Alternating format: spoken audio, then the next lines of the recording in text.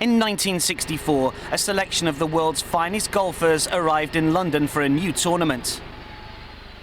This time it's Jack Nicklaus, the Canada Cup winner, former American Open and Masters winner, with his attractive wife Barbara in a smart black and white check suit. Now comes Ken Venturi, American Open champion, and his vivacious wife Connie. Each player has been provided with a chauffeur-driven limousine for his exclusive use throughout the entire week in London. All the players wear a specially designed World Match Play blazer in navy blue with a gold badge. Half a century after that inaugural tournament, the Volvo World Match Play Championship returns to England in October for the first time since 2007 at the London Club. It's a fitting way to mark the 50th anniversary of this elite match play event, which has a special place in the affections of the world's leading golfers. It was far from an exhibition. It was probably one of the most tense, fierce competitions, the World Match Play Championship played at Wentworth in England. I just always thought it was a premier event, and to play 36-hole matches like we did back then, every match, it was quite a test, and great golf course as well. The caliber was always first class. You know, they had many of the best players in the world. It was a highly sought-after tournament and trophy, and had a great date, lots of prize money on a fantastic golf course. I had played a few years in the World Match Play, and it was a stately tournament. It really was wonderful, and Wentworth is beautiful, beautiful place, beautiful golf course. Conceived by IMG founder Mark McCormack as a showcase for the players he managed, fittingly the first tournament was won by his first client, Arnold Palmer. The presence of the Big Three ensured Wentworth quickly became a fixture on the golfing calendar. Initially with just an 8-man field, its list of winners reads like a roll call of greats of the game. Gary Player won the title 5 times between 1965 and 1973. My memories there are beating Palmer, playing against Jack Nicklaus in the final on 2 occasions, beating him 6-4 and 5-4, particularly when newspapers were unanimous that I would not win. And so I've got great memories of that, being 7 down to Tony Lima after 18 holes. So I went 7 down, and then I got a lot of birdies and came back in almost 64 or 65 and won on the 37th hole. So wow, you know, when you're 7 down and you can still win. And I remember a man walking behind me in the gallery saying, "Let's go and watch another match, this match is over." And I turned around and I said, "That man, it's not over until the fat lady sings." Oh, right in the middle. How many of us could have done that? Player's 5th and final title came against Australia's Graham Marsh in 1973, a memorable final that stretched to a record 40 holes. Oh, I remember a lot about that final. It was a kind of a dramatic event at the time. We had crowd involvement, though. It was a terrific crowd. They were a lot of Aussies in the UK, and South Africans were over there too, and it was a blow by blow, and you could have cut the air with a knife at the end when we were playing, because it was just such an exciting game. Nobody knew who was going to win until the final putt was missed, in my case. Marsh would win himself against Ray Floyd in 1977, when the field expanded to 16 players. But it would remain a select invitational event. Didn't quite give it enough, but Floyd surrenders. I would certainly say it was one of the highlights of my career.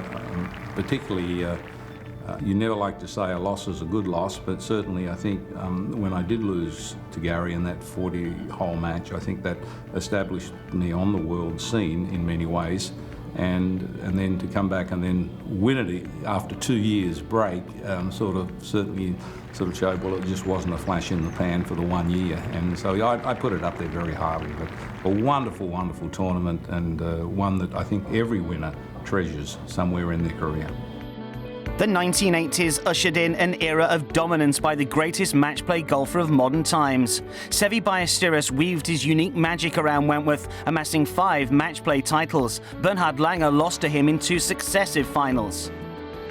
I always felt I could play well at Wentworth, and I have. I've won, a couple of PGA championships there, and did well in other tournaments, and did well at the match play. Just ran into one of the best match players that ever lived in the name of Seve, and he got the better of me both times.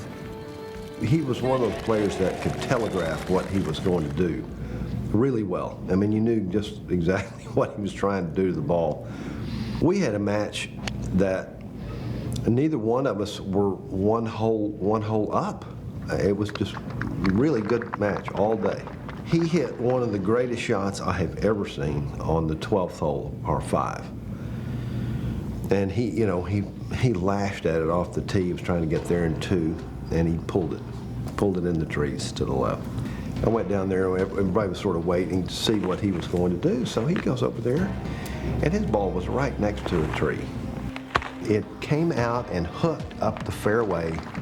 And I mean, the people that were on my side of the fairway, we were speechless, just speechless. We couldn't, our mouths were open. We could not believe that shot. So, I mean, he eventually beat me.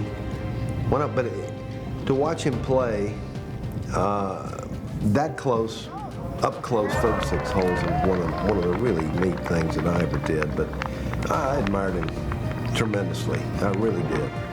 But Seve did not completely dominate the 80s. There was time for some record setting by his contemporaries when Sandy Lyle and Ian Woosnam met in the 1987 final.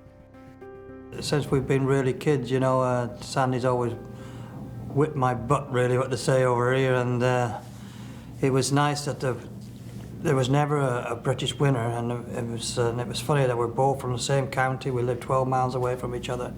That one of us was going to be the first Briton to win the World Match play, and fortunately it was me, and it was nice to beat my old mate Sandy Lyle, as my mum said. That defeat made it 4 lost finals for Lyle, but the following year he made up for it with a stunning victory over Nick Faldo. After so long waiting for a home winner, the crowds were suddenly spoilt for choice. I wasn't always renowned for my great match play ability. I was more a stroke player. So to turn it around and to do well in a match play event, it was obviously a great boost for myself, knowing that I can, if a Ryder Cup comes around, I've had a world match play champion. Faldo would win the very next year and again in 1992 with one of the most dominant performances ever seen at the tournament. Already Open champion and world -- 1, Faldo crushed the opposition, including Jeff Sluman 8 and 7 in the final. Demolition man that week. I was really, had it all worked out, playing good. Fanny and I had a great system with the putting and that sort of thing. I was something stupid like 48 under par for 98 holes. You know, unofficially match play. I was demolished, had no chance with me then. I can say that now. Over the course of the 90s and on into more recent years, Ernie Els established himself as the most successful player in the history of the tournament, claiming the title a record 7 times. But there was another piece of history-making by Woosnam against Porrick Harrington in the 2001 final. I just kept playing my game, and eventually I run out being a winner 2-1, and it was terrific. You know, I never thought of it being the third time winning the third time winning, obviously, but not in 3 different decades. As Volvo took on title sponsorship from 2009, the championship adapted to the modern era with new qualification criteria, Champions League-style group matches and a move to Spain, where the consummate match-play golfer Ian Poulter won in 2011. Anybody can beat anybody on any given day, but when it's even more satisfying when you beat the best players in the world, and that's certainly what I had to do, and that's what was so nice. After 3 years in Spain, it was on to Bulgaria, as Graham McDowell won last year. Coming home to the UK for the 50th anniversary is timely, with prize money of over $3 million and a return to a 16-man field. The Volvo World Match play is back, and there's no doubt it's a format that endures. You watch all them World Match plays all your life being on TV, and that's where you want to be. And you know, it's going to be a memory that will always last in my lifetime, because you know you've been up there with the great players who's won the tournament. To me, I think it's one of the best tournaments there is on the planet.